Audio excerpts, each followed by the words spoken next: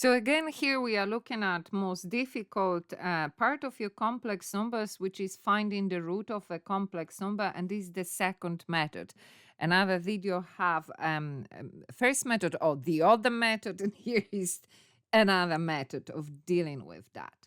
So here the idea is that I'm saying z can be this value, isn't it? That's where we are going to. So we are saying a plus bi, when that is taken to the power of 2, should give me 1 minus square root of 3i.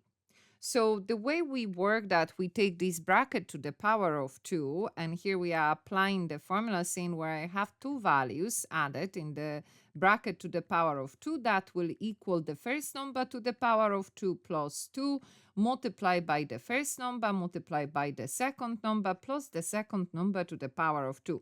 So applying that here, that will be a to the power of 2 plus 2 multiplied by the first multiplied by the second plus the second to the power of 2. Now, straight away, since we see I to the power of 2, we know we have to change that to minus 1. So I have a to the power of 2 plus abi minus, because that will be minus 1 by b to the power of 2, 1 minus square root of 3i. So here we're going, because we have two letters, we're going to create two equations. One will be about real values, so the values that have no I beside it.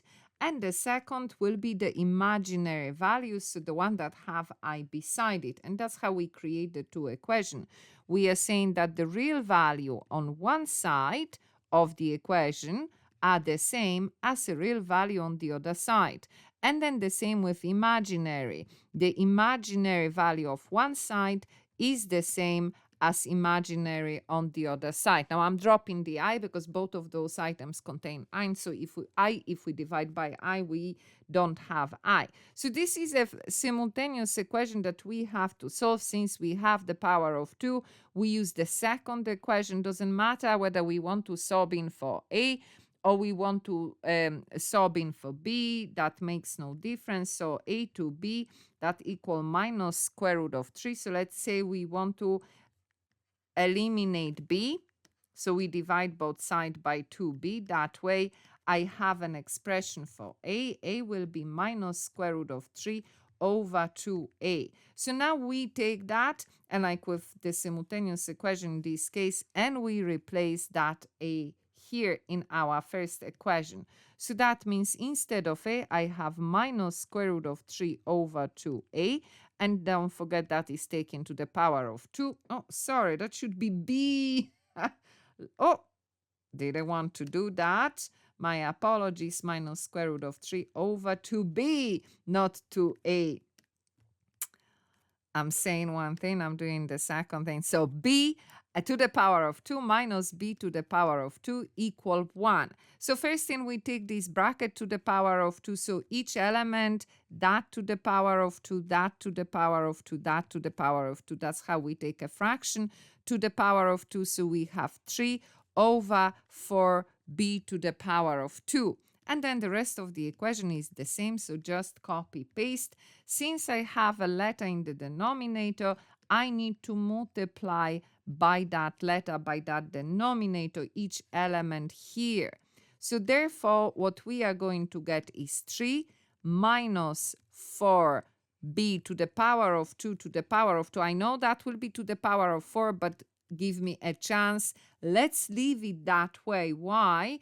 Because it creates power of 4, we can look at it differently. We can say, let's replace that with x being b to the power of 2. So that means 3 minus 4x instead of b to the power of 2 to the power of 2 equal 4. And then again, instead of b to the power of 2, we put x. So then we can see clearly this quadratic equation that we can solve using minus b formula. First, we move all values to one side, therefore change the sign.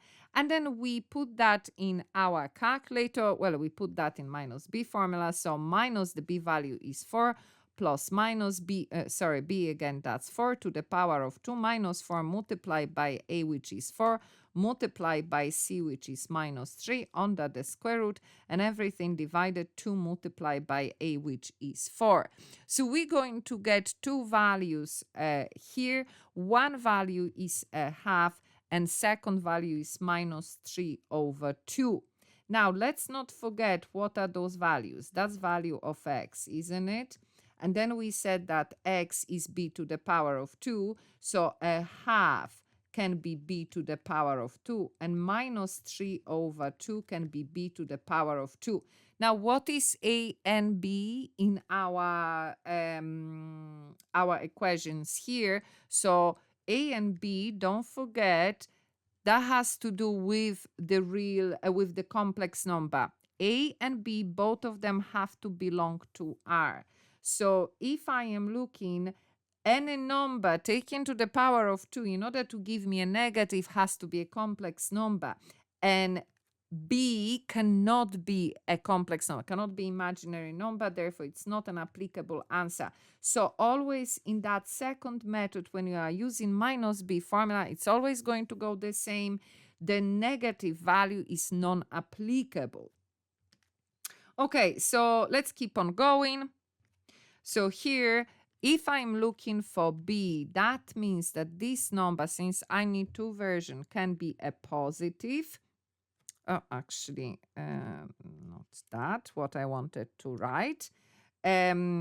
Because we are looking at that, isn't it? A square root of 1 over 2. Now, here we have to consider the answer we are getting in our calculator, 2 square root of 2, but I have to consider the fact that plus, so if I take that to the power of 2, I'm going to get a half. But if I take a negative version to the power of 2, I'm going to get a half as well. That's the reason why here we always considering both of them. So now once I have b1 plus square root of 2 over 2 and second minus square root of 2 over 2, now I can find value of a. So let's just go back in our simultaneous equation. Where did we have our expression for a? So a was minus square root of 3, 2 over b. Minus square root of 3, 2 multiplied by b. And again here, minus square root of 3, 2 multiply, now this time by a negative value of b. So in one version, now, in your calculator, if you don't want to do fraction upon fraction, you can write minus square root of 3 divided. Only make sure you put that bottom of the denominator in bracket, yeah? So you can write it that way. And if we put that in the calculator, we get that the value of a is minus square root of 6 over 2. So that means one version of a number minus square root of 6 over 2 plus the b square root of 2 over 2i.